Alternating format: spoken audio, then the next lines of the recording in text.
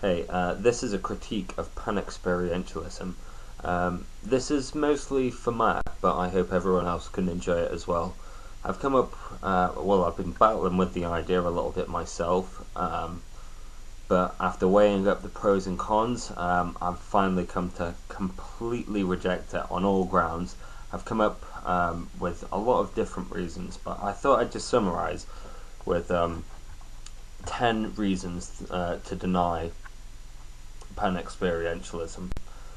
Some of these are slightly more important than others. Some you might feel I've strawmanned your argument a little, but just let me know what you think of them.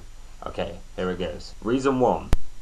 It leads to linguistic muddles. You have panexperientialism, panpsychism, pan-proto-experientialism. You also have interesting questions like what is the nature of a qualia experienced by an atom? What is an atom conscious of at all? There are many other problems like this. Reason 2. It does not clearly distinguish between those systems which exhibit self-awareness and those systems which do not exhibit self-awareness. Human, of course, has a very complicated nervous system. We are clearly self-aware by virtue of our behavior, our self-maintenance and our narrative which demonstrates this. You can go further and further down the hierarchy, and you could to some degree say that a bacteria has some very minuscule amount of self-awareness, but you could not then go and say that a rock or an atom does. The reason you could say that a bacteria perhaps has some degree is the fact that the chemical reactions cause the behavior of the bacteria to move in a certain way or cause it to learn a certain thing, but that would be about it. Reason 3. Instead of considering the subject as an intrinsic property of the universe, most contemporary psychology, anthropology, considers the self, the subject, as merely a narrative discourse which goes over the top of experience to make sense of the world and to make sense of our actions.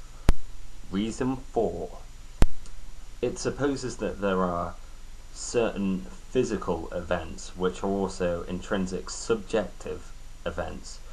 Now, the idea of having certain conscious experience happen at a set time, an event of conscious experience, is also to imply that there's a certain person to have the conscious event.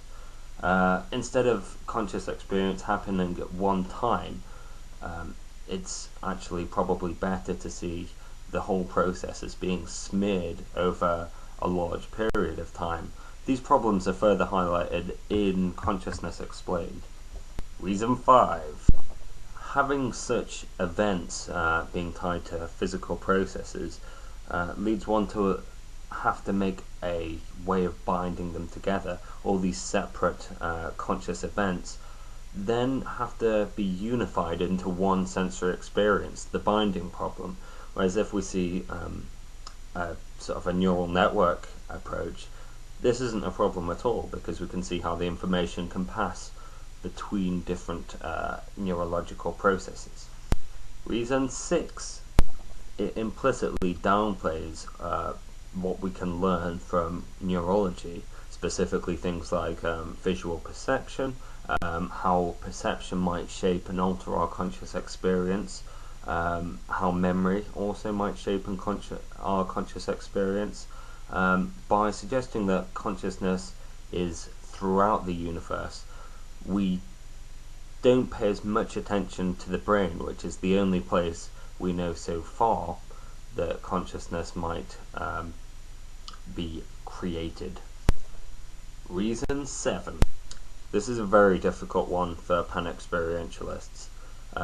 If we accept the fact that conscious experience is intrinsic to our universe as well as the physical properties of the universe, and we have a separate universe which has exactly the same physics, but it doesn't have any conscious experience, it doesn't have the interwoven subjectivity, then why do zombies that live on that universe think that they are conscious also. And how do we know that we're not zombies? To me, this is one major flaw in panexperientialism. Reason 8. It claims to solve the problem of dualism by saying that the mental and the physical are one and the same.